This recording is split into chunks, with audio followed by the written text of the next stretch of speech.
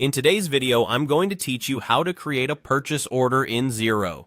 By the end, you'll know exactly where to go, what to click, and how to complete the essential fields so your supplier has everything they need and your accounts stay tidy.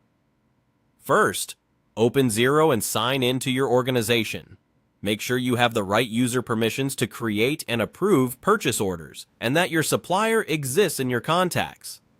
If a supplier isn't set up yet, you can still add their details while creating the order, but it's faster if they're already in your list.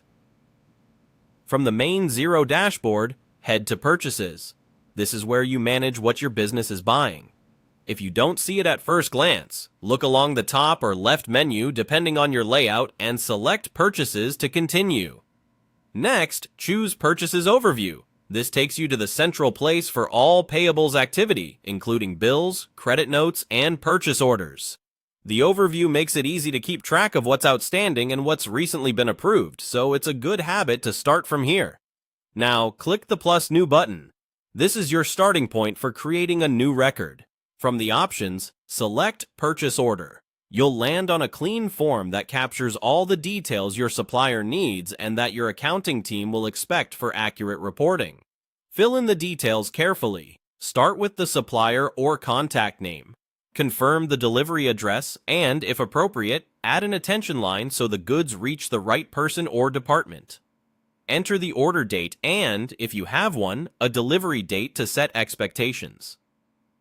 Add a reference or internal order number if your workflow uses them. This helps with tracking and approvals later. In the line items, add what you're buying. If you use items or inventory, select the item code to autofill descriptions, unit prices, and accounts. Otherwise, type a clear description, quantity, and unit price. Choose the correct account code and tax rate for each line so totals calculate accurately.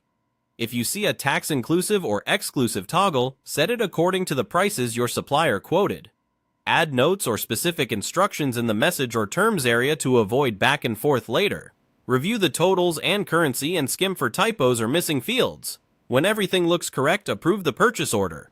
Approval locks in the details and gets the order ready for your supplier. After approval, you're set to proceed with your internal process for sharing and tracking. And that's it. You've gone from the Xero dashboard to an approved purchase order with confidence and clarity.